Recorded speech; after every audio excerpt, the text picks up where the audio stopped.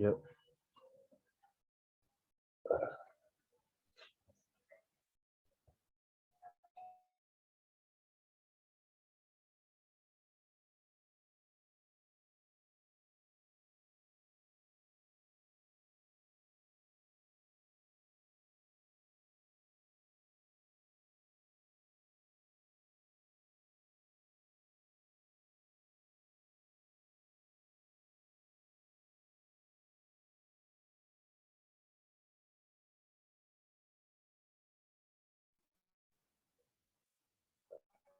Let's begin.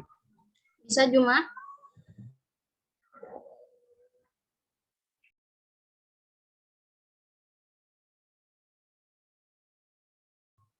Bisa nggak? Langsung share screen aja.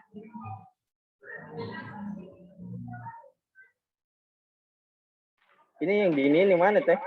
Itu yang tengah-tengah ada yang warna hijau. Klik share screen.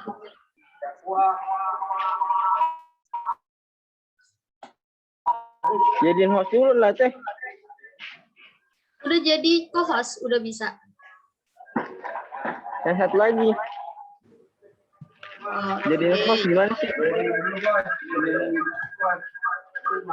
Wis. Jom. Salah satunya di unmute. Jom. Iya Pak, ini di unmute Pak. Satu doang. Ini feedback 1. Jadi ngegema 1 lagi. Hai.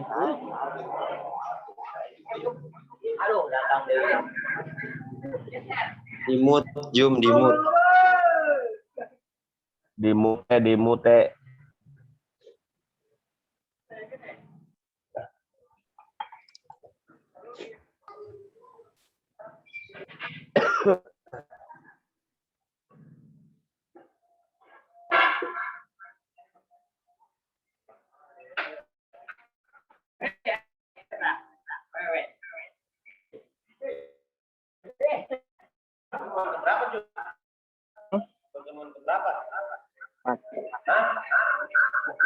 Ketiga. Juma, yang satu lagi nggak usah dikasih suara. Apa? Yang satu lagi. Jadi suaranya nggak bentuk.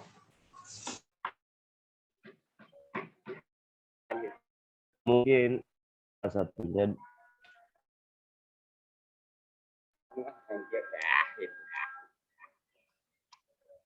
Ini ada si Cai Pak. Nah. Cai suaranya. Oh. Jadi jurusan hukum syah. Ayer. Ada. Ngomong. Hukum saya Mas. dulu gitu. Mau kuliah gitu, jangan dulu diganggu ya. Belum. Sedang. Oke, kita. Nih, Kerjaan skripsi.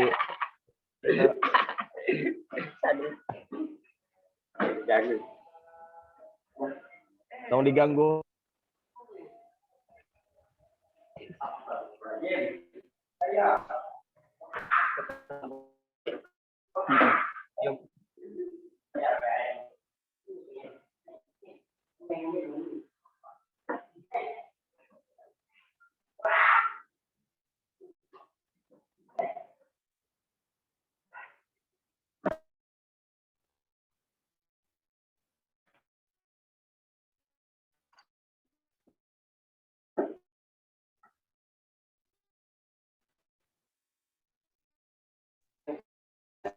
Udah Pak.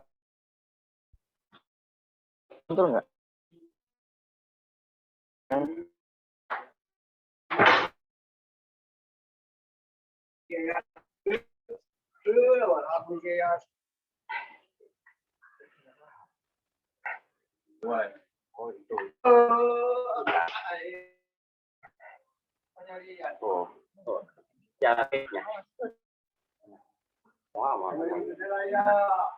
Bismillahirrahmanirrahim. Assalamualaikum warahmatullahi wabarakatuh.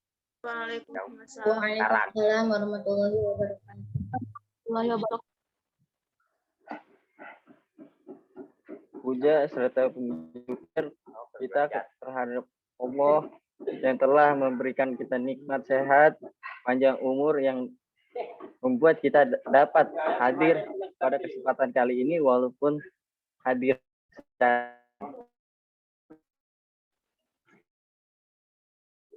kita curahkan kepada junjungan kita Sayyidina Muhammadin Sallallahu Alaihi Wasallam yang telah membimbing kita dari zaman jahiliyah hingga zaman terang benderang. Yang saya hormati, saya muliakan dosen pengampu mata kuliah produk perbankan syariah yang Bapak Yayan Ruhiyani SPD MPD. Pada kesempatan ini saya Muhammad Jumendi dan Andri Jailani ingin mempresentasikan makalah yang berjudul Alokasi Dana Bank Al-Mudharabah.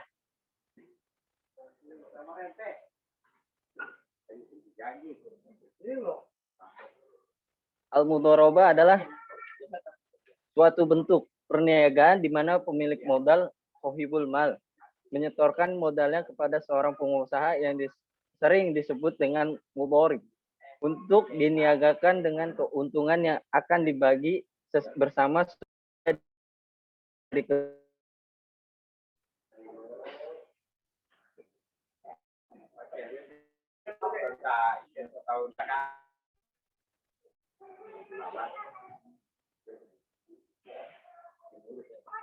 Yang selanjutnya itu jenis-jenis al-mudharabah. Yang pertama al-mudharabah mutlaqah, yaitu bentuk kerjasama antara penyedia modal sohibul mal dan pengelola modal al-mudharib yang cakupannya sangat luas dan tidak dibatasi oleh spesifikasi jenis usaha, waktu, dan daerah yang akan usahanya.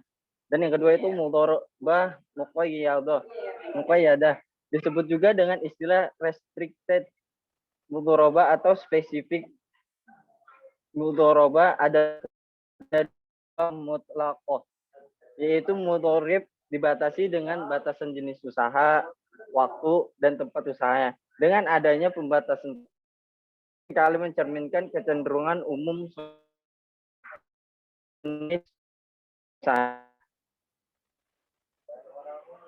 selanjutnya akan dipresentasikan kepada Andri Jailani.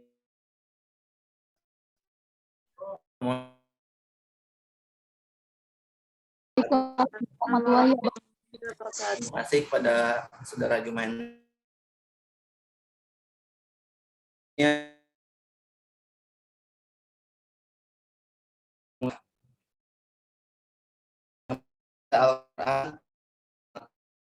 Al-Quran surat Al-Jumu'ah ayat 10 yang artinya apabila ditunaikan sholat maka bertebaranlah kamu di muka bumi dan carilah karunia Allah dan ingatlah Allah banyak-banyak supaya kamu beruntung. Nah, maksud dari ayat di sini kita di muka bumi ini diperintahkan juga selain untuk mengejar akhirat juga mengejar tentang usaha, yaitu al-mudharabah tadi, atau berkaitannya untuk mencari karunia dan rezeki Allah. Nah, selanjutnya ada hadis. Nah, di sini yang diriwayatkan dari Ibnu Abu Abbas bahwa Sayyidina Abbas bin Abdul Thalib berkata, jika memberikan dana ke mitra usahanya secara mudharabah, ia mensyaratkan agar dananya tidak dibawa mengarungi lautan, menuruni lembah yang berbahaya, atau membeli ternak. Menyalahi aturan tersebut, yang bersangkutan bertanggung jawab atas dana tersebut. Disimpulkan syarat-syarat tersebut kepada Rasulullah SAW pun membolehkannya. Nah, dari hadis tersebut, ketika kita melakukan al-mudharabah, maka dana yang diberikan oleh pemberi modal itu kepada pengelola itu, maka pengelola tersebut harus menjaganya dengan menghindari hal-hal tersebut agar tidak menjadi atau menimbulkan kerugian cara yang disengaja atau menimbulkan kerugian bagi beri modal tersebut, sehingga pengelolanya diharapkan bisa dana atau amanah yang diberikan tersebut untuk memajukan usahanya. Selanjutnya ada ijma. Secara ijma yang juga dinyatakan bahwa dibolehkan. Dalil ijma adalah apa yang diriwayatkan oleh jamaah dari para sahabat bahwa mereka memberikan harta anak yatim orang karinya. Oleh karena yang selanjutnya ada aplikasi mudorobah dalam. Nah, dari segi penghimpunan dananya, mudorobah tersebut ada tabungan berjangka, yaitu tabungan yang dimaksudkan untuk tujuan khusus seperti tabungan haji dan tabungan kurban atau juga yang lainnya. Yang selanjutnya ada deposito biasa dan deposito yang spesial. Nah, yang spesial ini yaitu di mana dana yang dititipkan nasabah khusus untuk bisnis tertentu, misalnya saja dalam mudorobah atau ijar saja. Selanjutnya ada dari sisi pembiayaan.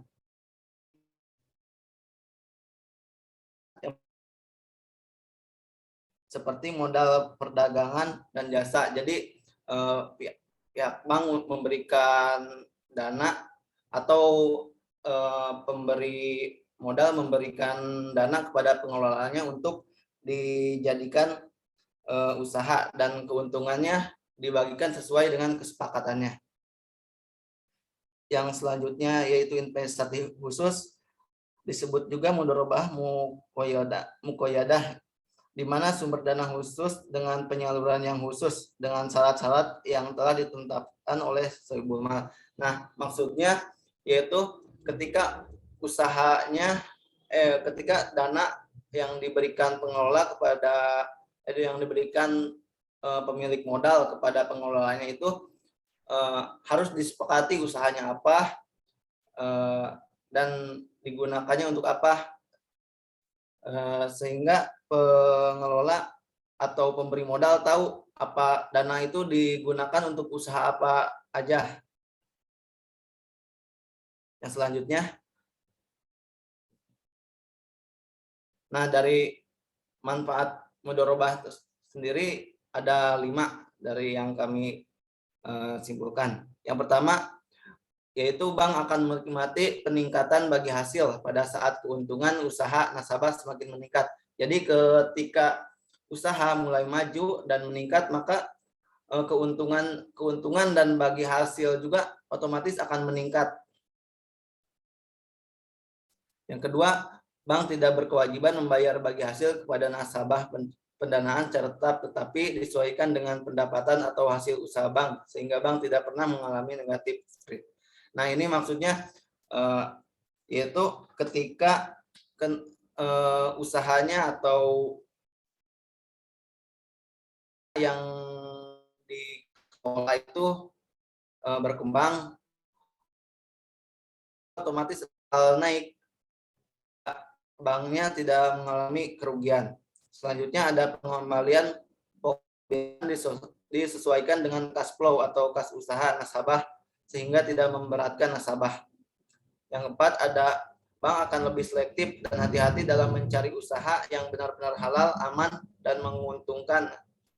Yang konkret dan benar-benar terjadi itulah yang dibagikan. Nah, jadi pada praktek mudorobah juga pentingnya adalah kejujuran dan saling percaya antara pemilik modal dan pengelola. Hal ini bertujuan untuk meningkatkan keuntungan dan saling kepercayaan agar usaha yang dijalankan selain aman juga halal dan bermanfaat bagi yang lainnya. Yang terakhir, prinsip bagi hasil dalam mudorobah atau musyarakah ini berbeda dengan prinsip bunga, tetapi di mana bank akan penerimaan pembiayaannya dari nasabah tetap pun keuntungan dihasilkan nasabah sekalipun merugi. Nah, mudorobah juga juga memiliki resikonya. Yang pertama, nasabah menggunakan dana itu bukan seperti yang disebut dalam kontrak. Nah, di sini pentingnya juga rasa saling percaya tersebut antara pemberi modal dan pengelola. Karena pihak bank itu ketika memberikan dana untuk modal usahanya, maka nasabah tersebut juga harus menggunakannya untuk modal usaha. Jangan untuk hal-hal yang lain. Karena ini juga untuk meningkatkan profit atau keuntungan tersebut juga agar kedua belah pihak tidak ada yang dirugikan. Nah, yang kedua adalah lalai dan kesalahan yang disengaja. Nah, dalam hal ini otomatis yang pemberi modal juga pasti bakalan ikut rugi ketika pengelolanya lalai dan melakukan kesalahan dalam usahanya sehingga usaha tersebut bisa gagal atau bahkan menjadi negatif. Yang ketiga, penyembunyian keuntungan oleh nasabah jika nasabah tidak jujur. Nah, dalam hal ini karena kan mudharabah itu bagi hasil, jadi hasilnya adalah keuntungan yang didapat dari usaha tersebut. Maka ketika nasabah otomatis penghasilan kepada pemberi modal juga akan berkurang karena ketidakjujuran tersebut otomatis, dan hal tersebut dapat merugikan salah satu pihaknya. Yang selanjutnya, nah, permasalahan yang sering dihadapinya, yang pertama itu ada standar moral. Nah, di sini bahwa masih banyak anggapan standar moral yang berkembang di kebanyakan komunitas tidak memberi kebebasan atau penggunaan bagi hasil yang sebagai mekanisme investasi. Nah, kenapa masih jarang diminati? Mungkin karena dari segi bagi hasilnya atau persentasenya masih menguntungkan salah satu pihak, karena pemilik modal biasanya menghindari risiko yang besar sehingga para pengelolanya kadang berpikir ulang lagi untuk menerima dana dari pemodal tersebut. Yang keduanya ketidakefektifan modal pembiayaan bagi hasil. Pembiayaan bagi hasil tidak menyediakan berbagai macam kebutuhan pembiayaan dari ekonomi kontemporer. Yang ketiga ada berkaitan dengan para pengusaha. Keterkaitan bank dengan pembiayaan sistem bagi hasil untuk membantu perkembangan usaha lebih banyak melibatkan pengusaha secara langsung daripada sistem lainnya pada bank konvensional. Nah, bank syariah memerlukan informasi yang lebih rinci tentang aktivitas bisnis yang dibiayai dan besar kemungkinan pihak bank turut mempengaruhi setiap pengambilan keputusan bisnis mitranya. Nah, mungkin karena hal ini mudharabah di bank syariah ini kurang diminati karena para pengelola atau yang ingin memiliki modal istilahnya nggak mau ribet dengan persyaratan bank syariah. Tapi di sisi lain juga bank syariah juga perlu mengetahui dana itu digunakan untuk apa, agar ketika dia menyalurkan dana, dia juga tahu apakah usaha tersebut memiliki resiko yang besar agar dana tersebut tidak merugi. Yang keempat dari segi biaya. Nah, pemberian biaya berdasarkan sistem bagi hasil memerlukan kewaspadaan yang lebih tinggi dari pihak bank. Nah, ini berkaitan dengan hal yang kejujuran. Nah, pihak bank sendiri mereka juga waspada apakah keuntungan yang dilaporkan itu benar sesuai faktanya atau tidak. Yang kelima dari segi teknis yaitu problem teknis menyangkut penggunaan sistem bagi hasil berkaitan dengan pihak bank. Nasabah, perhitungan keuntungan bank membutuhkan pengetahuan yang luas mengenai perilaku aktivitas ekonomi yang berguna untuk memprediksi keuntungan. Dari sisi nasabah, kebutahurupan masih menyelimuti dunia muslim. Nah, ini berkaitannya karena kadang kurangnya pemahaman dari pihak nasabah tentang sistem yang sedikit produk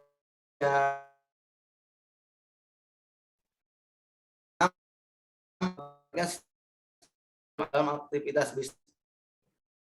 Nah, ini apa kurang menarik mungkin dari sebagian masyarakat kita berpikir bahwa biasanya pemilik modal itu menginginkan keuntungan yang lebih besar, atau ketika bagi hasil itu mereka merasa dia sudah bekerja keras namun hasil yang didapat itu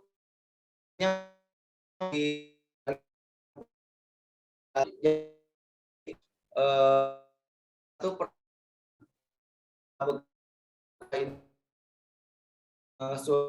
atau masalah yang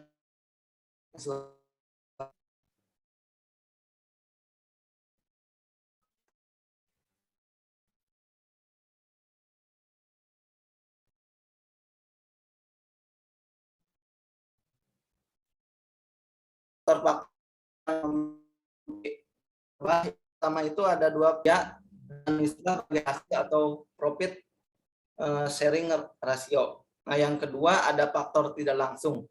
Faktor tidak langsung penentuan butir-butir pendapatan dan biaya mendorong. Nah, dalam penentuan butir-butir pendapatan ini melakukan share dan dalam pendapatan dan biaya. Pendapatan yang akan dibagi hasilkan merupakan pendapatan yang diterima dan dikurangi biaya-biaya. Jika semua biaya ditanggung bank, maka hal tersebut sharing. Ada kebijakan akunting. Nah, bagi hasil secara tidak langsung dipengaruhi oleh berjalannya aktivitas yang terutama sehubungan dengan pengakuan.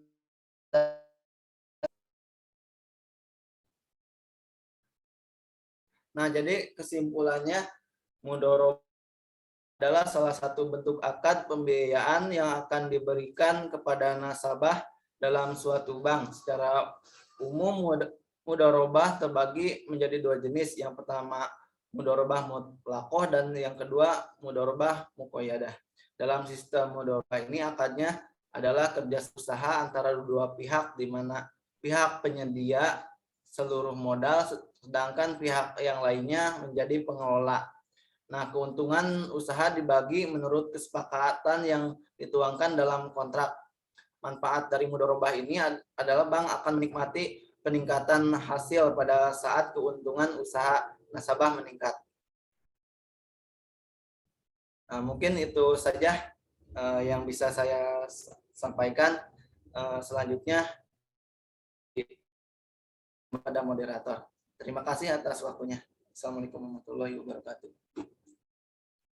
Waalaikumsalam warahmatullahi wabarakatuh. Untuk selanjutnya yaitu sesi tanya jawab. Kira-kira teman-teman ada yang mau bertanya?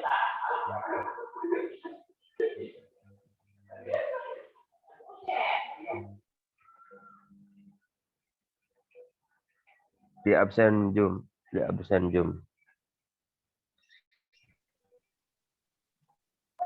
Tanya Apa ya, Pak Jas? satu. Oh, namanya Tanya dari namanya, Pak.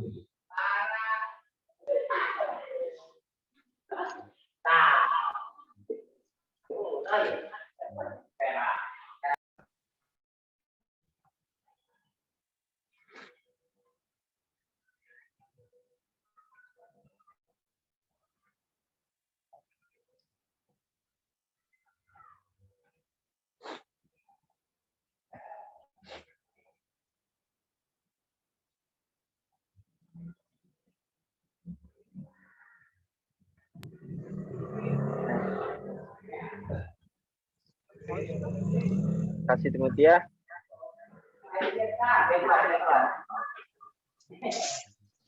Izin bertanya, Ya.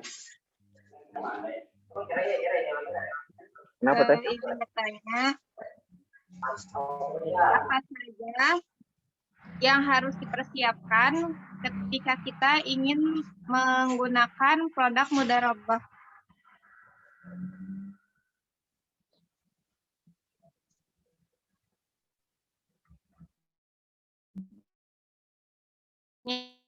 Terima kasih.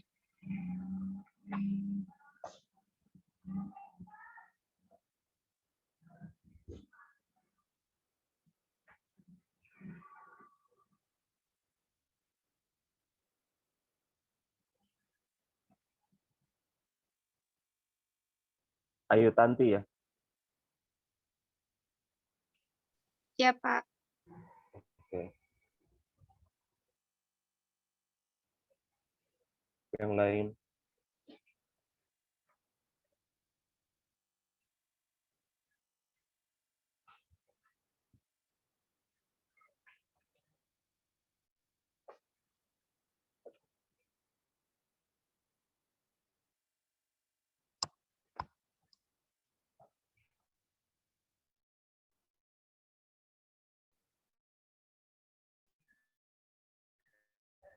Oke, sambil nunggu ya. Dengar nggak semuanya saya ngomong? Dengar Bapak. Baik, ini produk mudharabahnya sudah pada alokasi ya? Sudah pada distribusi. Jadi yang pertama kita kemarin hadir ketika acara apa itu namanya, seminar ya, itu kita bahas tentang apa saja yang akan kita dapat dari mata kuliah perbankan syariah, dari produk-produk perbankan syariah. Intinya adalah saya ingin mahasiswa kenal dengan produk-produknya dan juga jasa-jasa yang disediakan oleh perbankan syariah. Kita ketahui dari awal tentang sejarah manusianya. Manusia itu butuh dan ingin sesuatu, kemudian maka ada interaksi, ada saling tukar menukar kebutuhan dengan menggunakan alat-alatnya, dari mulai barter, kemudian menggunakan dinar dirham, emas, lalu muncullah uang-uang kertas, dan akhirnya bank yang dimaksud di awal itu hanya menyimpan emas, kemudian menukarkan kertasnya, kemudian menjadi berkembang dengan menggunakan ataupun melayani beberapa menyediakan beberapa produk dan juga menyediakan jasa-jasa. Seiring berkembangnya waktu, perbankan kita bagi kemarin ada konvensional dan juga syariah. Konvensional itu mengalami beberapa kendala, diantaranya adalah banyaknya bank-bank yang likuidasi ataupun bank-bank yang mengalami kebangkrutan ataupun rasa yang mulai hilang ketika bank-bank begitu memberatkan bagi para nasabah, sehingga muncullah di era 2000-an muncul bank-bank syariah. Nah, kemudian menjadi alternatif lain sekarang itu bank-bank syariah.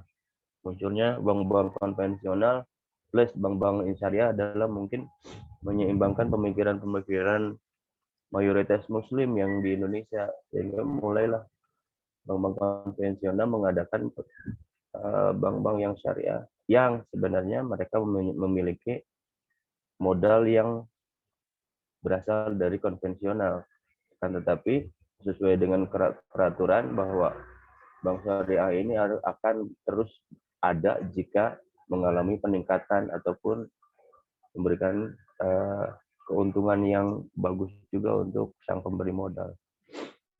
Lalu kita bicara modal dari bank itu kemarin, sumber-sumber dananya.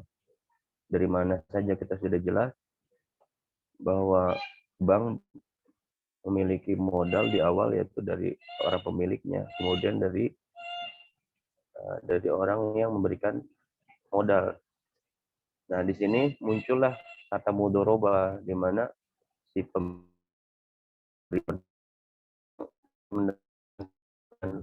sesuai dengan ketentuannya. Kemarin itu sudah dijelaskan bahwa sumber-sumber dana bank yang syariah ini juga dari bank yang pemberi modal, kemudian dari bank negara kita, dari pemerintah, dan juga sumber-sumber lainnya, di antaranya adalah para nasabah. Itu sumber-sumbernya. Nah, lalu sekarang ini mulai pada pengalokasian dana-dana yang tersimpan di bank tadi. Setelah dihimpun, maka dana ini kemudian dikelola, lalu disalurkan, ya, dialokasikan. Begitu bukan, Pak Jumadi? Pak Jumadi? Iya, Pak.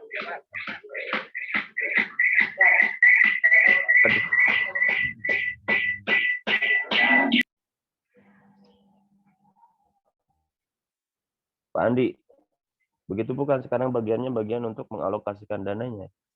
Iya, Pak. Ya, sekarang ini mengalokasikan dana melalui prinsip mudoroba. Mudoroba itu yang tadi diterangkan adalah bagi hasil. Yang jadi pertanyaan, yang menjadi dan itu apa kira-kira antara konvensional dengan syariah? Kedua, tadi saya tidak melihat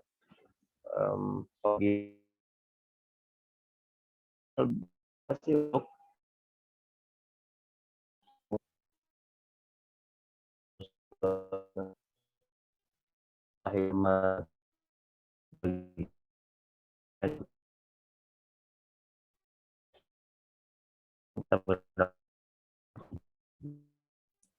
Putus-putus, Pak. Putus-putus suaranya.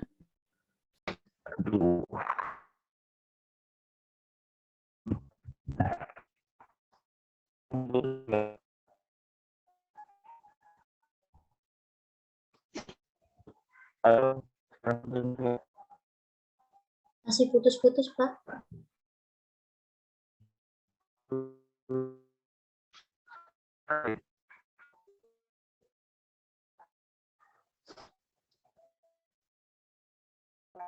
Putus-putus. Sekarang sudah jelas, Pak.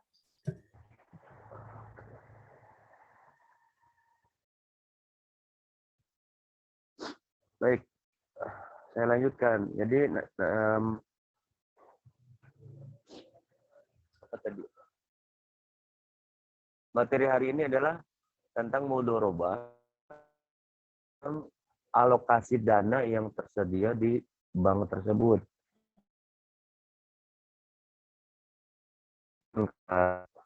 Nanti ya, untuk menggunakan produk.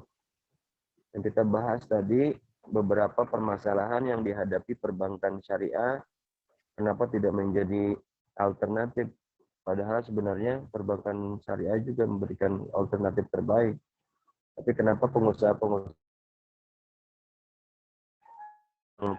syariah untuk meminjam uang ataupun bekerja sama menggunakan salah satu produk perbankan syariah dalam menjalankan usahanya. Karena tadi tidak terbiasa ya. Sementara kan perbankan syariah adalah menggunakan landasan hukumnya adalah Al-Quran, hadis, dan juga ijma tadi disebutkan. Kenapa masih tidak laku?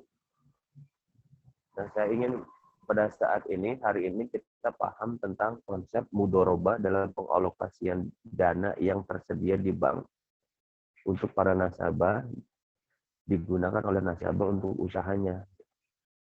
Yang harus kita ketahui, apa saja yang harus dipersiapkan kayak kayak kata Ayu nanti. Yang kedua tadi jelaskan tentang berapa rate-nya, berapa nisbahnya untuk pengusaha dan juga bank, dan bagaimana mekanisme perjalanan usahanya. Tadi kan disebutkan juga salah satunya adalah kurang bebasnya ya, kurang bebasnya pengguna uang ataupun peminjam karena terus diawasi.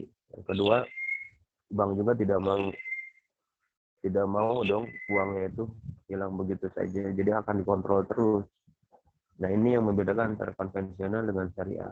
Nah, nanti harus jelas apa perbedaannya begitu. Jadi nanti mungkin kalau tidak jelas nanti di akhir akan saya jelaskan. Nah, ini yang ingin saya antum mahasiswa tahu tentang perbedaan konvensional dengan syariah dari segi mudorobahnya. Silahkan diperjelas lagi ya oleh narasumber. Nanti saya masuk kalau seandainya belum jelas. Mangga dilanjut.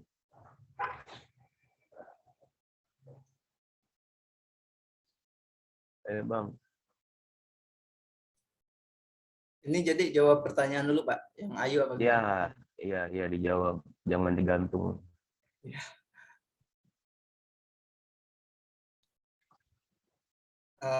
Tadi pertanyaannya apa saja yang harus dipersiapkan untuk mendapatkan produk mudorobah ya.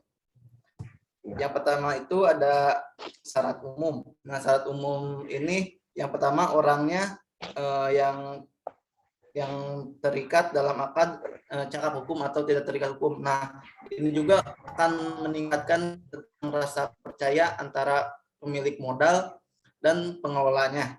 Yang kedua, ada syarat modal yang digunakan harus berbentuk uang, bukan barang. Yang kedua, jumlahnya itu jelas. Yang ketiga tunai atau tidak hutang. Langsung diserahkan kepada mudorib. Selanjutnya syarat yang ketiga, pembagian keuntungannya harus jelas dan sesuai dengan nisbah yang disepakati. Nah, untuk syarat khususnya sendiri, yang pertama itu ada permohonan pembiayaan. Yang kedua ada data identitas diri atau pribadi. Yang ketiga ada data identitas perusahaan apabila perusahaan yang mengajukan mudorobah tersebut. Yang keempat ada proposal proyek yang akan dilaksanakan. Nah, ini tentang usaha yang akan digunakan dari dana tersebut. Dan yang terakhir ada garansi atau jaminan. Nah, ini bertujuan sebagai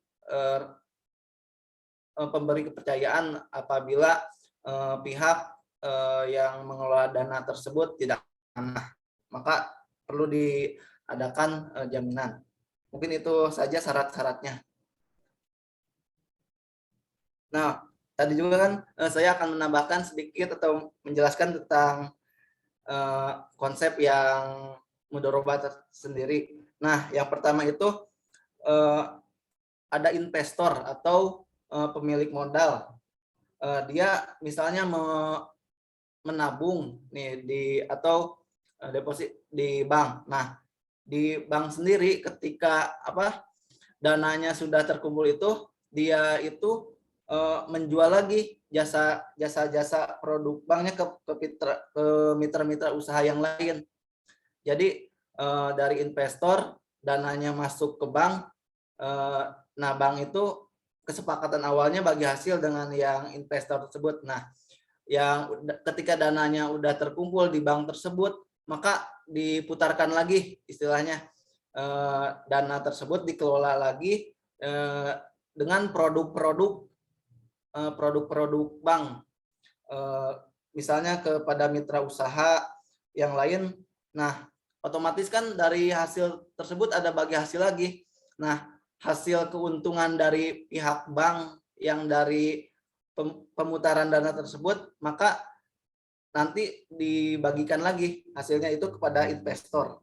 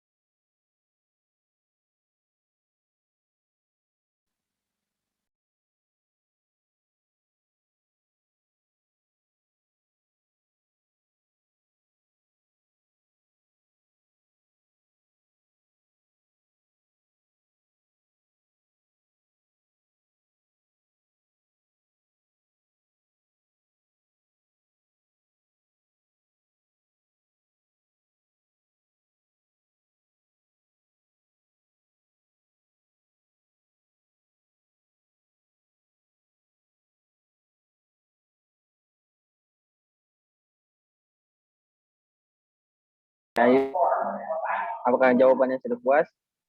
Atau masih ada yang kurang? Maaf, tanya lagi. Tadi kan syaratnya sudah disebutkan ya, syarat-syarat khususnya. Terus untuk apa pengajuan kita disetujuinya itu kira-kira mudah atau tidak, misalkan, atau ketika kita kan mau buka usaha baru nih, baru mau mulai buka usaha, terus kita mengajukan untuk melakukan menggunakan produk mudharabah itu, kira-kira mudah atau tidak disetujuinya, ataukah misalkan pihak bank ketika melihat proposal usaha kita, dia tuh harus ada jaminan kira-kira usaha ini bakal berjalan dan bakal menguntungkan atau tidak, atau misalkan mudah gitu pencairannya, yang penting ada proposal usahanya, masalah usahanya berkembang atau tidak itu gimana pengelolanya gitu, kira-kira gampang atau enggak dalam persetujuannya itu.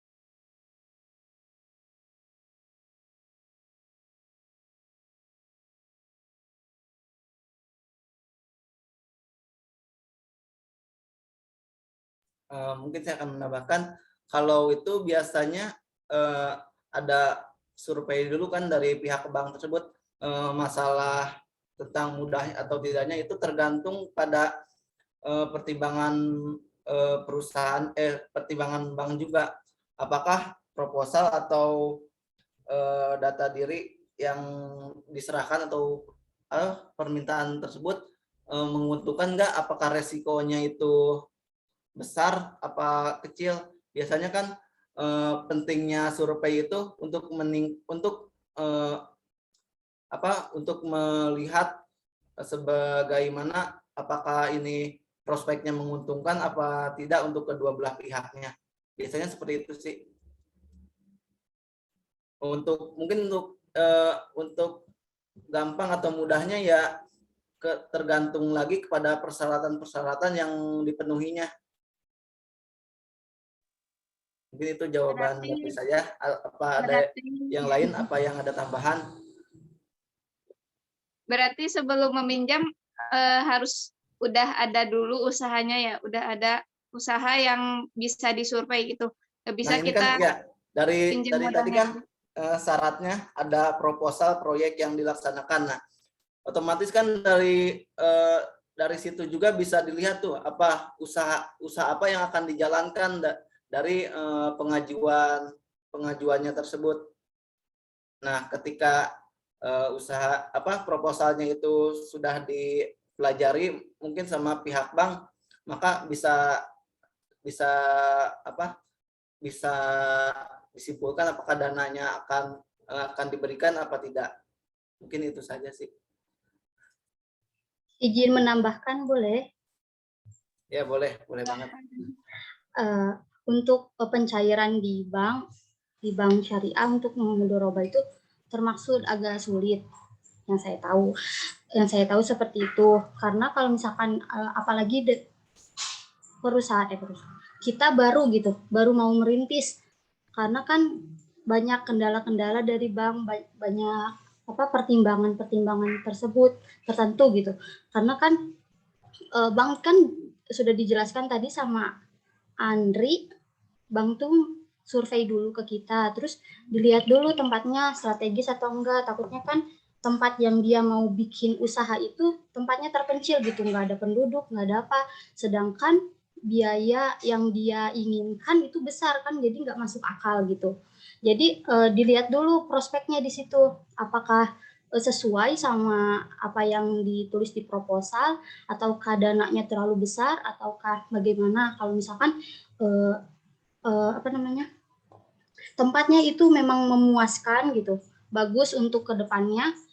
kemungkinan bisa jadi sama pihak bank itu ditambah sedikit atau nanti dibicarakan lagi gitu. Kalau misalkan tidak sesuai atau tidak menjamin untuk keberlangsungan ke depannya, biasanya dikurangi gitu.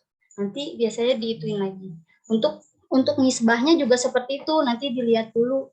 Tapi biasanya kalau untuk nisbahnya menyesuaikan dengan pendapatan nanti kalau sudah di ACC. Gitu. Mungkin segitu yang saya tahu, Ayu. Pak, punten. Baik. Dari jawabannya.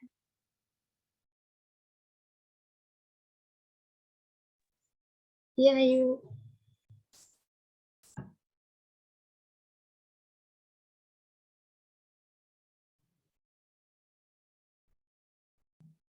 Bapak?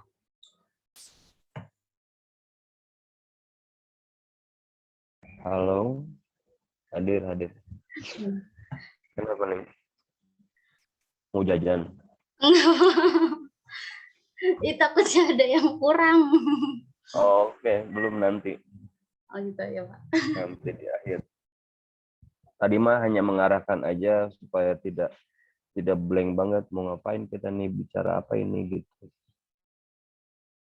Karena kalau misalnya kurang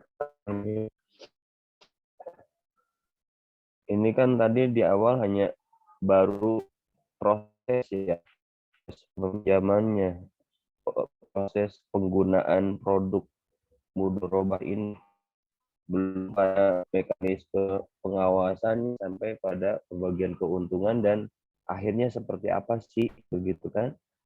Di closingnya sudah bekerja sama dengan menggunakan produk ini seperti apa?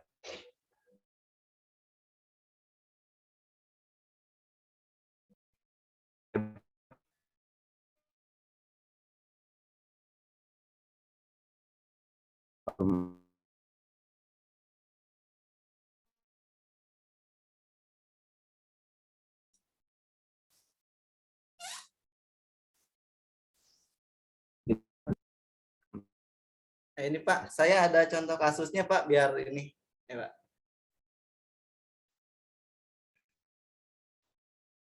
Ini saya ada contoh kasusnya. Yang pertama biar ini sebagai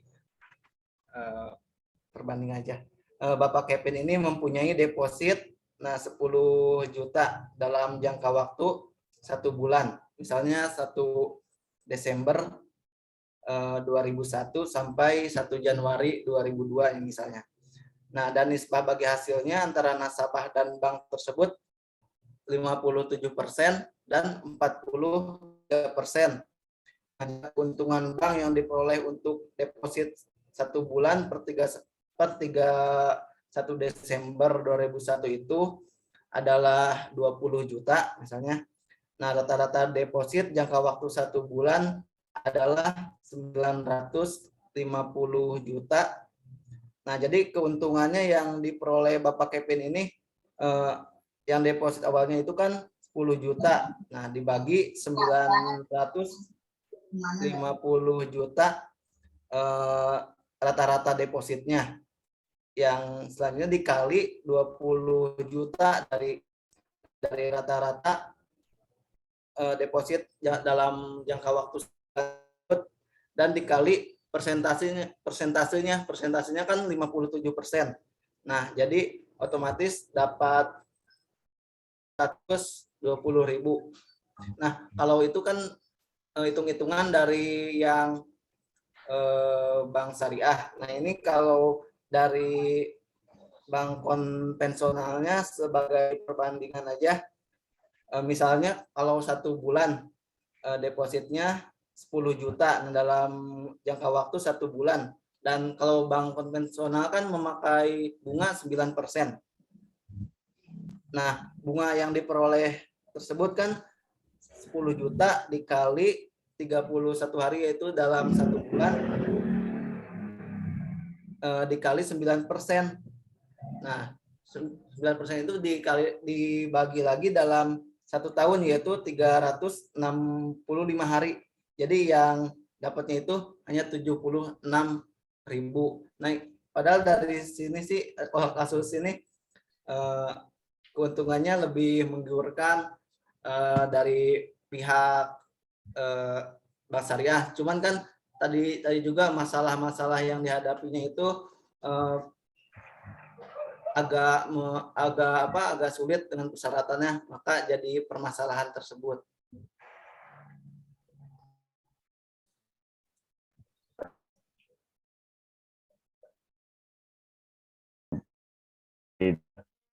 Bu Ayu ya, Neng.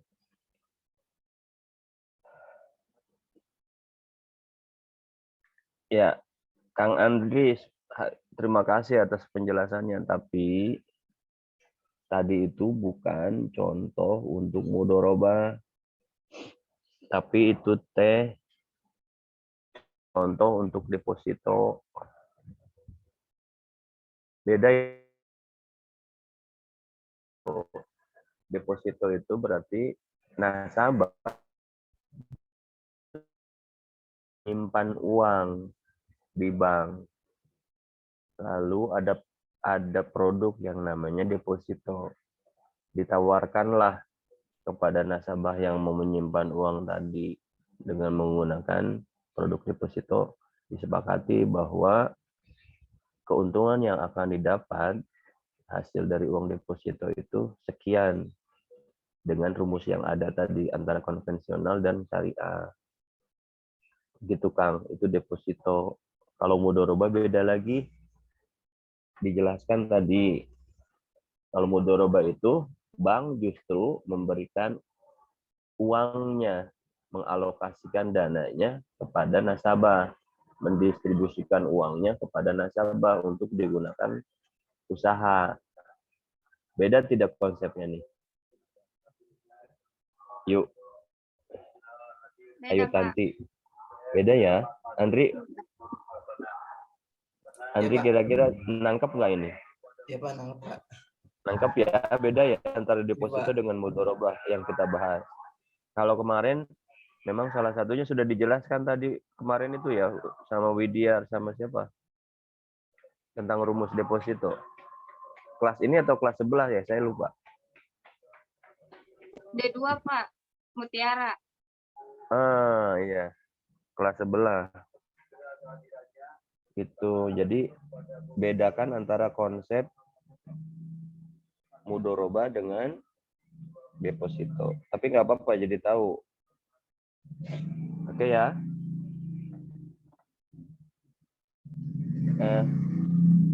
Maksud saya ada nggak kasus lain yang sudah ditemukan melalui pencarian tentang penggunaan produk perbankan syariah dari mudoroba ini? Ada nggak?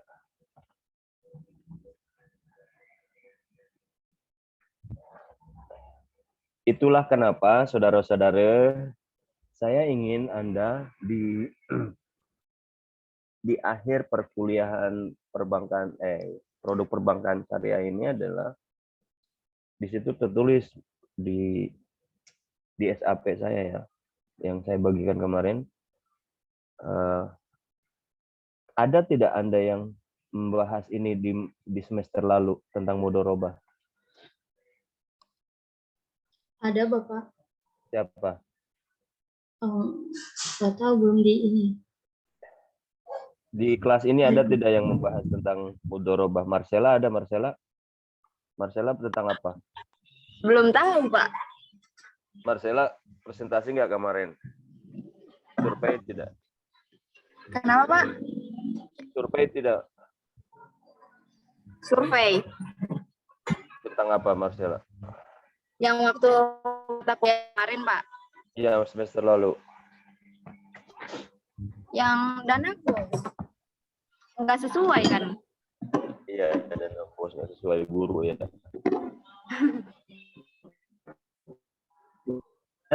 Ini yang membahas tentang mudorobahnya.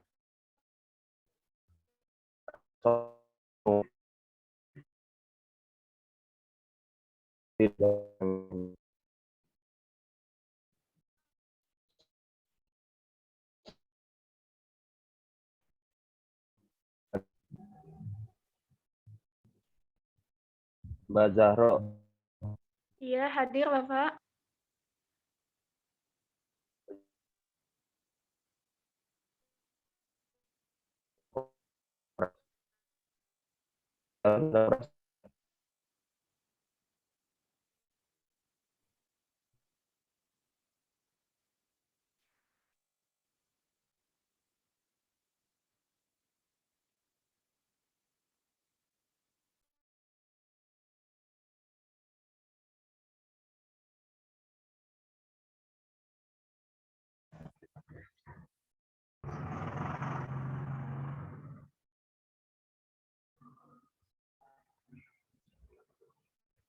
Mbak Zahro tentang apa kemarin? Yang ini Pak, strategi pemasaran tabungan ibu hijrah haji. Oh ya, ini tentang tabungan ya. Iya Pak. Oke, ada yang nyerepet mudorobah nggak? Tidak ada kayaknya ya. Tapi ya sepertinya ada yang ke BMT Bapak. Apa di D2 ya? Ya nanti kita ini. Kalau tidak ada yang merespon berarti tidak ada di kelas ini yang membahas tentang mudorobah. Oh iya.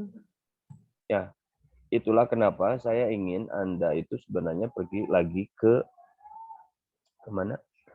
Ke bank dan lain sebagainya.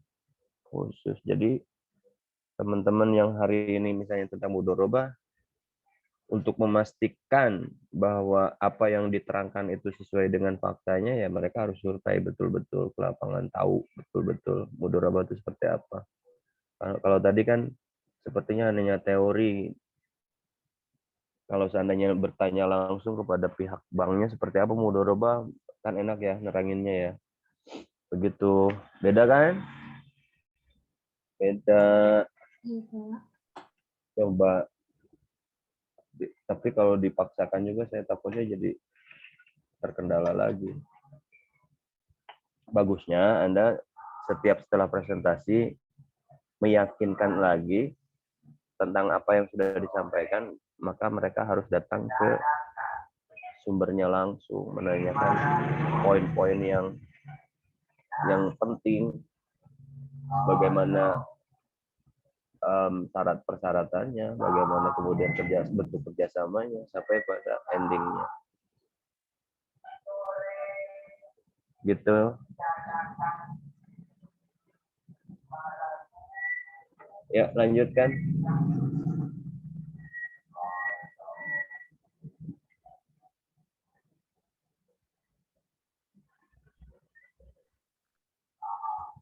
Ada lagi?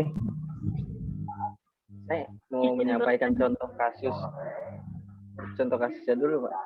Sok. Contoh kasus. Iya. Ya.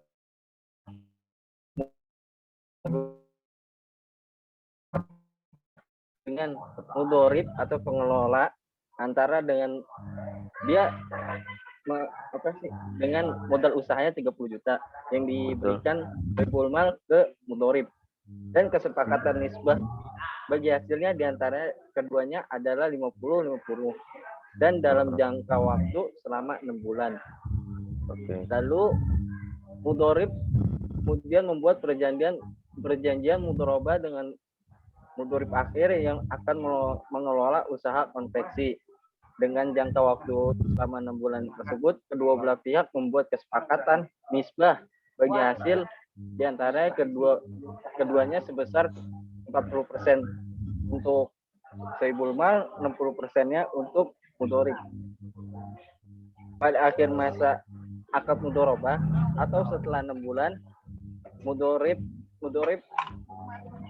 dapat mendapatkan keuntungan 20 juta. Maka dari itu bagian keuntungan mudorib yaitu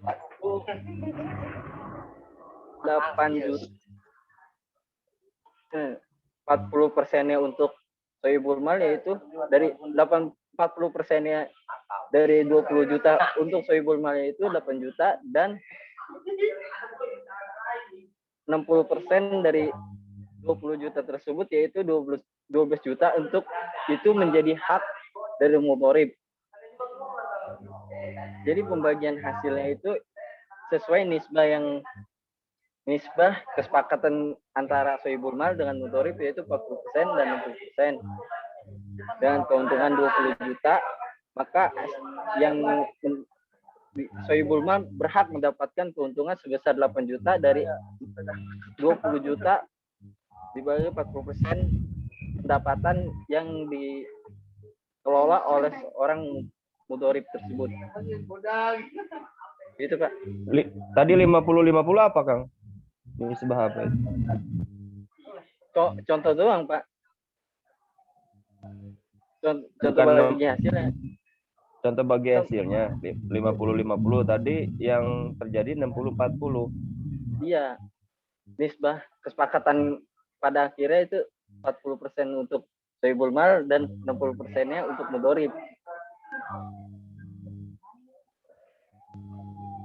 Modalnya dikembalikan kapan?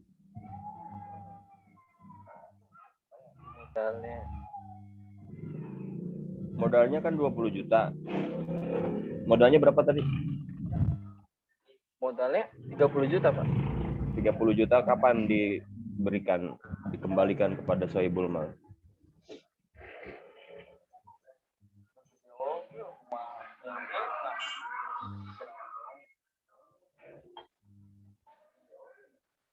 Kapan diberikannya?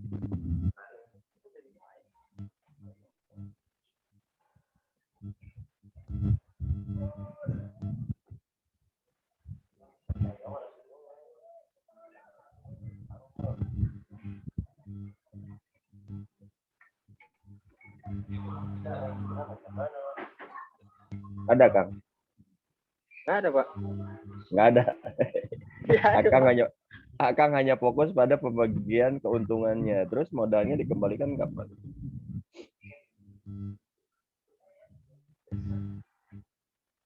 Sepertinya di akhir ini perjanjiannya setelah 6 bulan tersebut. Bersama uang Hak dari sohibul mal. Oke. Kesepakatannya adalah 60-40 selama 6 bulan. Ya. Usahanya usaha konveksi. Dapat keuntungan 20 juta. Maka 12 juta diberikan kepada yang pengelola keuangan tadi, pemilik konveksi, 8 jutanya diberikan kepada pihak yang menginvestasikan atau pihak bank. Artinya pihak bank mendapatkan keuntungan 8 juta. Lalu uang yang 30 juta juga bersama dengan 8 juta tadi, jadi 38 gitu ya. Gitu bukan? Itu kalau untung, kalau rugi gimana, Bang?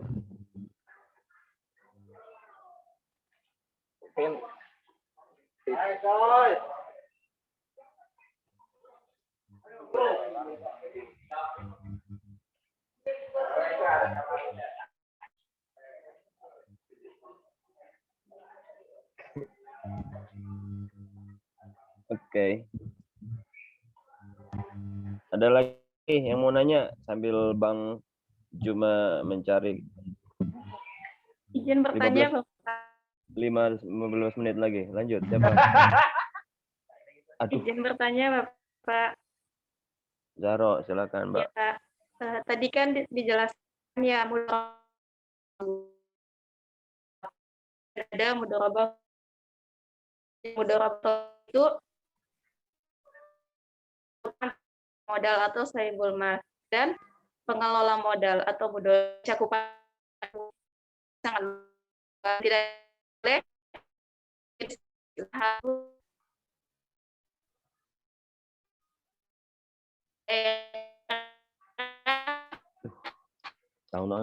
yang akan digunakan untuk usahanya. Malah dia batasi dengan batasan jenis usaha, waktu, dan tempat usahanya. Jadi pertanyaan saya adalah, tolong dijelaskan jenis usaha apa saja, contohnya yang termasuk dalam kategori mudharabah mutlaqah dan mudharabah Terima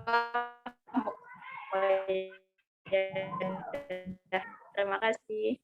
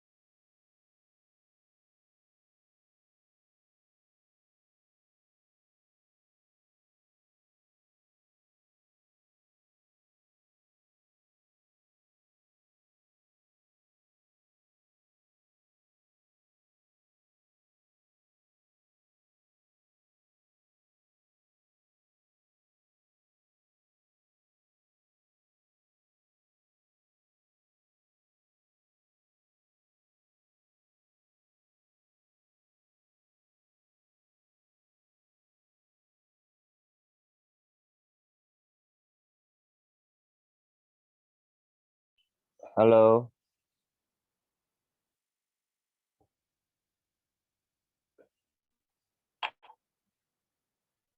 Halo. Halo Bandung. Dengar nggak saya nih?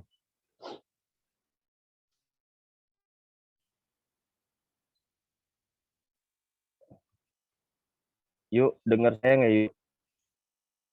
Dengar, Pak.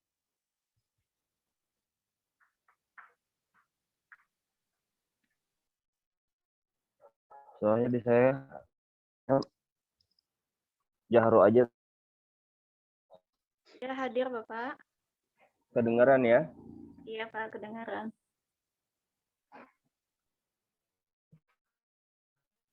Anda semua tidak boleh melihat satu sisi dari penggunaan mudorobah ini. Ada bank yang menggunakan sistem yang berbeda-beda antara satu bank dengan yang lainnya. Jadi referensinya tidak boleh satu saja. Jadi lebih baiknya menggunakan beberapa versi bank gitu. Karena ada beberapa bank yang satu patuh pada ketentuan satu pihak, ada bank yang tidak patuh pada ketentuan yang berlaku. Akan tetapi ini semua yang penting tidak merugikan. Contoh, ada bank yang menyediakan uang dan juga barang. Ada bank hanya menyediakan uangnya saja, ada bank yang menyediakan barang. Ataupun kedua-duanya, tergantung usaha saja. Usahanya apa? Nah,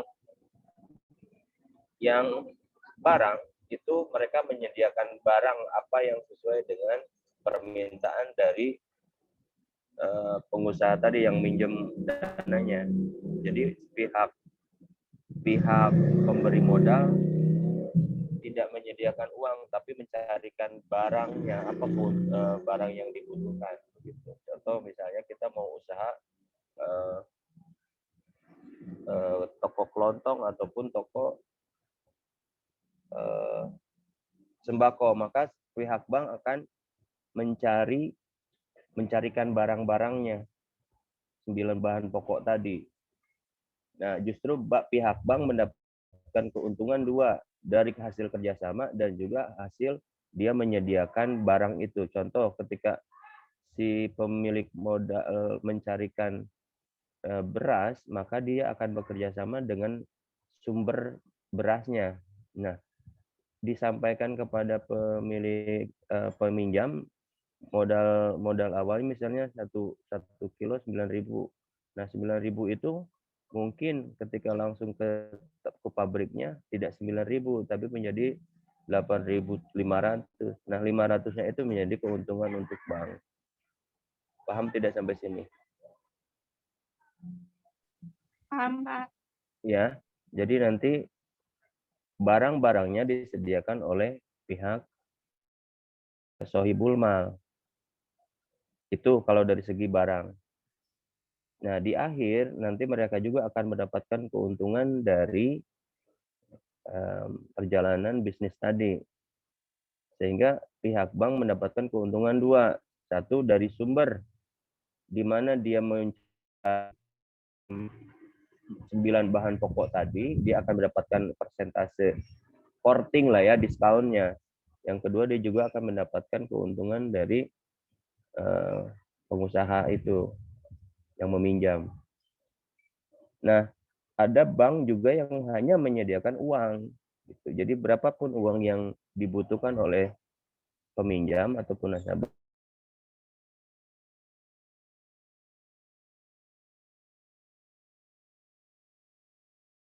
ada ketentuan-ketentuan yang setiap bank memiliki spesifikasi khusus.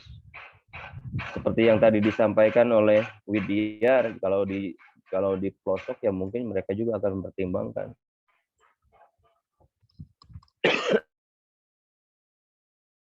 Jangan melihat satu preferensi ya. Yang kedua, bagaimana pengembaliannya? Pengembalian keuntungannya. Ada yang berangsur setiap bulan, misalnya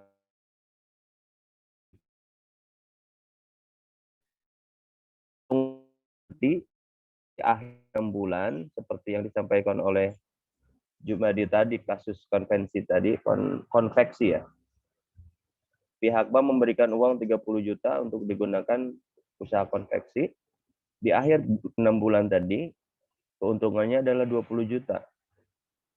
20 juta ini 12 juta untuk pengusaha konveksi dan 8 juta diberikan kepada menerima 30 juta plus 8 juta. Ada di lain pihak kesepakatannya adalah per bulan. Jadi setiap akhir bulan si pengguna jasa tadi yang peminjam akan menyetorkan keuntungannya berapa sesuai kesepakatan. Gitu. Kalau tadi 60-40 maka 1 bulan ini dapat keuntungan 1 juta misalnya dilaporkan, maka yang 600 untuk si pengusaha, yang 400 diberikan kepada bank, diangsur. Lalu bulan kedua misalnya turun nih, keuntungan saya hanya 800, maka pihak bank akan menerima 40% dari 800. Lalu bulan ketiga naik nih 1.500.000. Dan juga ada di akhir.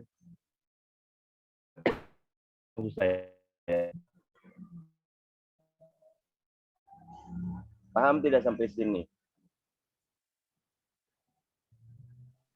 Paham, Pak.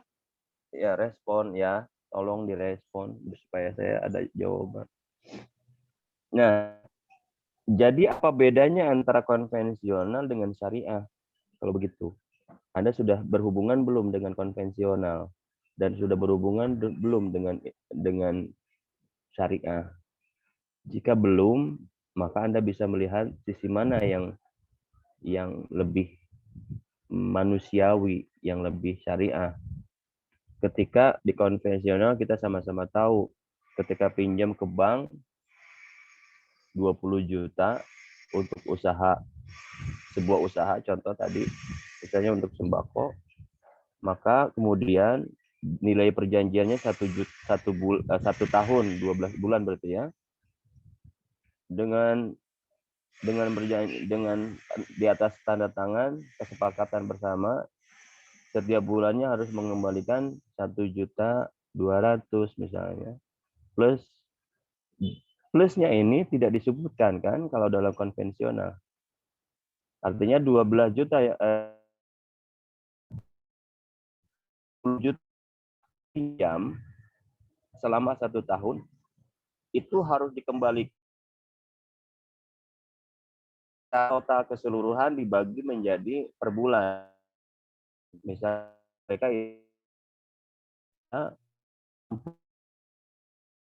coba dikalikan, tolong rata-rata bank itu mengambil 60. Kira-kira ketika kita pinjam uang 20 juta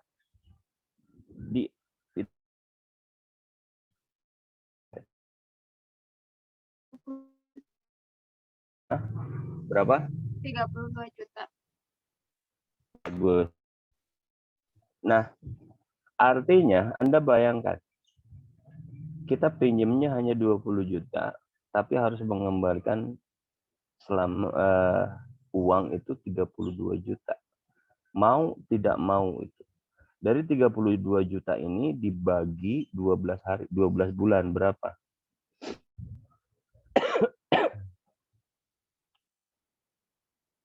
Berapa? Hampir 3 jutaan ya. Hampir 2,5-an. Ada? Sudah? Berapa kira-kira? 32 bagi 12.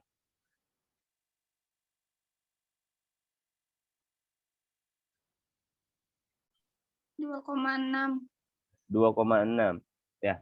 Setiap bulannya si peminjam uang tadi, peminjam modal usaha tadi 12 bulan yaitu 2,6. Betul ya? Pinjamnya 20 juta, per bulannya cicilannya adalah 2,6 selama 12 bulan sehingga totalnya adalah 36. Ini konvensional tidak mau tahu, yang penting setelah survei oh ya sudah dipoto dan lain sebagainya. Mereka akan mengkalkulasikan oh ya udah menguntungkan nih, ya udah dikasih pinjaman. Artinya dia tidak tahu menau, pokoknya Bapak Ibu punya usaha ini, so ada yang menggunakan agunan dan juga tidak menggunakan agunan. Kredit tanpa agunan dan kredit agunan kan. Sekarang BRI banyak memberikan untuk UMKM tanpa agunan, tapi sedikit di bawah 50 juta. Di atas 50 juta mungkin menggunakan agunan. Asal jelas usahanya. Nah, mau tidak mau Anda harus mengeluarkan uang 2,6. Di saat usaha Anda selama 1 tahun ini mengalami kemunduran dan misalnya bangkrut, maka mereka tidak akan pernah peduli bahwa Anda untung atau rugi. Mau naik tiap bulannya, mau turun tiap bulannya, tetap mereka meminta Anda mengembalikan uang mereka 2,6 per bulannya. Paham dari sini? Itu konvensional. Mereka tidak mau tahu.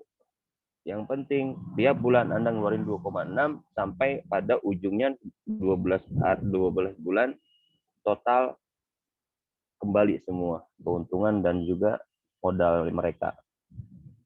Jika terjadi permasalahan di tengah, mereka tidak tahu menau, bahkan akan ada namanya keterlambatan pembayaran, yaitu denda.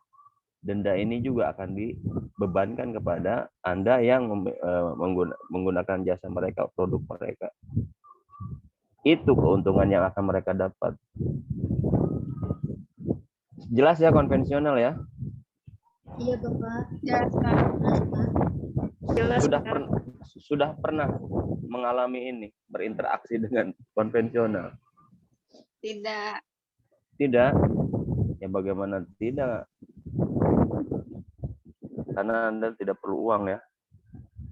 Masih minta sama orang tua. Ya, enggak dong, Pak. Oke. No problem. Alhamdulillah kalau Anda tidak pernah berhubungan langsung untuk pinjam uang kepada bank. Tapi seiring berjalannya waktu, ya alhamdulillah kalau seandainya nanti pasangannya ini tidak ada masalah ya. pasangan Amin. hidupnya tidak ada masalah, ataupun keluarga dan lain sebagainya yang memaksa kita untuk meminjam bank konvensional. Untuk usaha sih memang, tapi terkadang usahanya itu hanya kedok sebenarnya untuk hal-hal yang lain. Banyak kasus. Untuk biaya Pinjam hidup, Pak. iya, banyak kasus. Ada satu rumah, dia perlu rumah sakit, ke rumah sakit ataupun apapun, membayar utang dan sebagainya. Tiba-tiba datang ke tetangganya, minta kerjasama, Pak, nanti saya foto dulu ya warungnya, dan ada pihak bank, saya minjem ke bank ini untuk usaha, tapi tokonya toko bapak nanti iyakan aja ya, kata gitu, ini punya saya, iya. Akhirnya ada kerjasama di situ, padahal uangnya bukan untuk usaha. Itu banyak saudara-saudara ya, yang surveinya juga diajak kerjasama ya. Kayaknya pihak survei bilang, oh ya udah nggak apa-apa. Akhirnya surveyornya akan ditanya gitu. Kalau ini cair Pak, nanti Bapak akan saya akan kasih deh, gitu. Akhirnya disetujui Pak oleh surveyor. Yang jelas Bang Mah tidak mau tahu. Uangnya itu harus keluar. Mau Anda fiktif, mau Anda real, uang mereka harus keluar. Karena itu ketentuannya supaya mendapatkan keuntungan selama 1 bulan itu berapa. Kalau uangnya mengendap di bank nggak akan mendapatkan keuntungan. Paham nggak sampai situ? Mereka akan mencari nasabah dimanapun, di pelosok dan lain sebagainya. Bahkan kemarin kan mereka betul-betul turun ke bawah, sampai saya ketika satu saat saya berada di mana, di dekat Monas dengan Pak Sarwo kalau nggak salah. Itu dideketin pihak bank, Bapak udah punya kartu kredit belum, dan lain sebagainya. Itu dari salah satu pihak, Pak. Dan ditanya, kami orang situ bukan. Saya bilang kami bukan orang sini, hadir orang luar. Akhirnya mereka, oh ya udah, pergi cari lagi terus keliling satu stasiun itu. Bayangkan, pihak bank aja mencari siapa yang mau menjadi nasabah. Artinya uang mereka itu ada, tapi tidak disalurkan, tidak tersalurkan. Nah, mereka harus ngeluarin uang karena harus dapat keuntungan. Nah, lalu apa bedanya dengan mudorobah, produk perbankan syariah? Kalau begitu, jelas di situ perbedaannya. Kalau pihak perbankan syariah akan hati-hati ketika mengeluarkan uang. Betul, ada pihak bank syariah yang betul-betul ikut intervensi. Ibu jualannya harus ini, belinya ke sini, gitu kan. Atau ada juga yang membebaskan, terserah, yang jelas usahanya terlihat, ini akan kami kasih modal 100 juta. Tidak boleh intervensi sebenarnya dalam urusan usaha. Yang jelas harus amanah. Ketika untung ya laporkan untungnya berapa, ketika rugi asalkan tidak atas nama kelalaian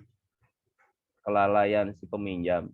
Contohnya kalau misalnya ketika suatu saat warungnya kebakaran, itu bukan masalah yang yang ditimbulkan oleh si pemilik warung. Karena misalnya disebabkan oleh kebakaran dari rumah sebelah lalu menyerempet ke warung dia sehingga habis gitu. Nah, ini juga akan jadi pertimbangan. Kalau rugi ya udah, bank nggak akan mengambil manfaat. Tapi kalau konvensional, mau lu rugi, mau lu untung, mau kebakaran, mau enggak, ya tetap per bulannya segitu. Kalau syariah tidak, dia akan melihat masalahnya di mana nih kerugiannya. Anda rugi kenapa? Anda bangkrut kenapa? Kalau memang kelalaian, maka ya sudah, bank tidak akan meminta ataupun agunannya ditahan gitu. Ya udahlah, nggak apa-apa, sama-sama rugi kok. Tapi kalau untung, ya di sini kalau untung harus jelas, clear. Per bulannya naik turunnya harus dilaporkan. Begitu. Paham nggak sampai sini? Ada Paham, tadi Bang. ada dua kasus ya, ada pengembalian keuntungannya per bulan, ada pengembalian yang di akhir kerjasama, ya. Itu.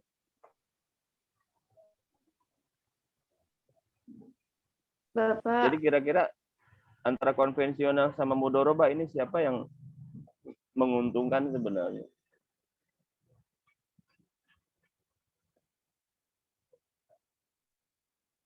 Mudoroba atau syariah? Mudoroba. Konvensional atau syariah? Kalau menguntungkan buat nasabahnya yang syariah, tapi kalau menguntungkan buat bank yang konvensional. Ya, iya.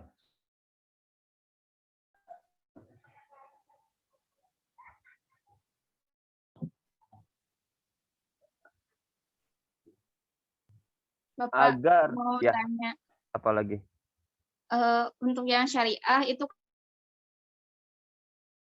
ya seperti yang tadi Bapak sampaikan, misalkan ada keringanan. Nah, di pihak banknya itu menutupi kerugian dianya itu dananya dari mana, Pak? Kalau misalkan memang nasabahnya rugi gitu, Pak, bangkrut. Dana yang tersedia di bank paling tidak kemarin berapa, Neng? Modal awal? Yang paling kecil 100 juta ya, Pak?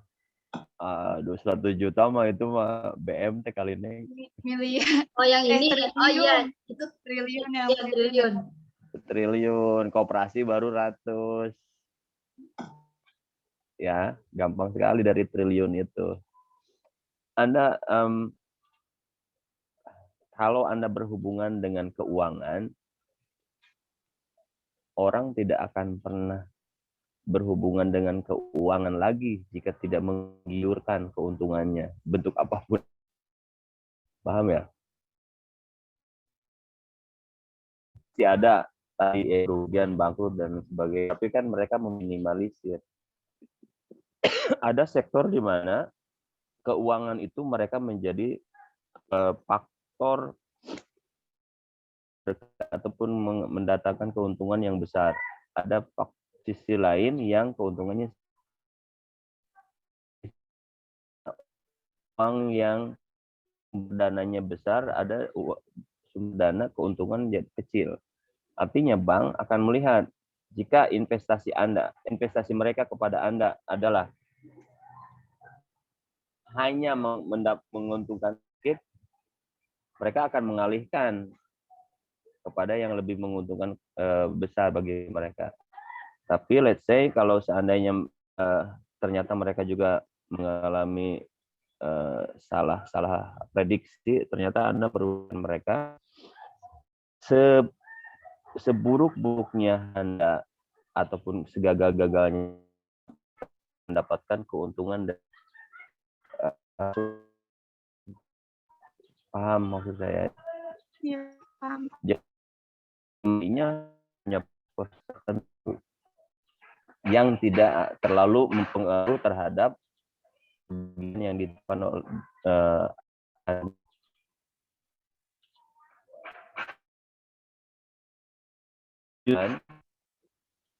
modal yang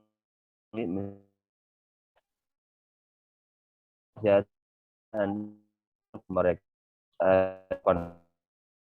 tadi 2,6, tapi kalau yang syariah 20 juta misalnya dapat keuntungan 1 juta, maka harus dikalikan 40.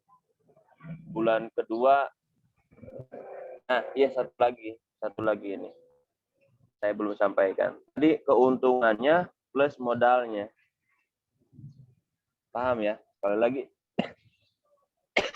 ada pihak bank yang meminta per bulannya untungnya berapa plus modalnya dikembalikan. Contoh, modalnya 20 juta, kemudian untungnya 64. Tetapi modal harus tetap dikembalikan.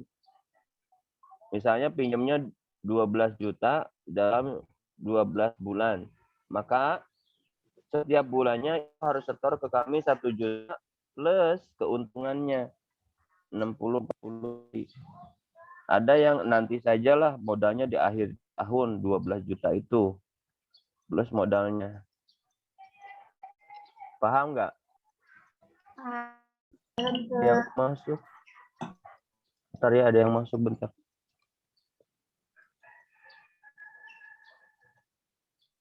D2 mungkin.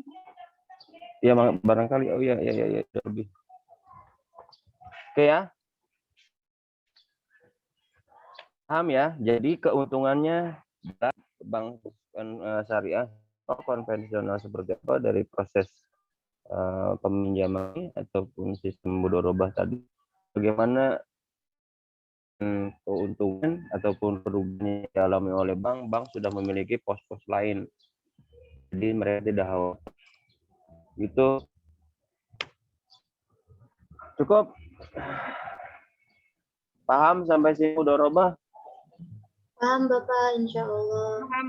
Insya Allah paham Bapak. Nah, lebih jelasnya lagi, sekali lagi, yang bersangkutan, tolong ya, tolong ini kalau Anda mau paham, tanyanya langsung ke bank ya. Bu Juma sama Andi. Ya Pak. Bisa nggak nanyalah ke bank terdekat syariah. Kita bisa share lagi kalau ada info baru, Kang. Gimana, Kang? Ya, kapanpun misalnya Kang udah survei, Pak, saya mau laporan nih, gitu. Di akhir-akhir, bukan di akhir-akhir, ada sebelum penutupan itu, Pak, ada laporan saya nih, sedikit tentang aplikasi dari mudharabah di Bank Anu. Saya ada info baru, mangga. Bisa, Kang? Biar supaya tidak hanya teori. Oke ya, kita tutup ya. Iya Pak. Sok, mangga, silahkan ditutup. Pak masih ada kelas ya Pak? Iya D2. nih, kenapa nih? D2. Iya, saya sholat dulu, baru masuk lagi. Baik Pak, nanti saya kasih tahu. Ya. Kasih Pak. Yuk, mangga. Tutup. Ya, terima kasih untuk semuanya atas kehadirannya dan partisipasinya. Semoga pembelajaran kali ini bermanfaat untuk kita semua. Amin. Assalamualaikum warahmatullahi wabarakatuh. Waalaikumsalam warahmatullahi wabarakatuh.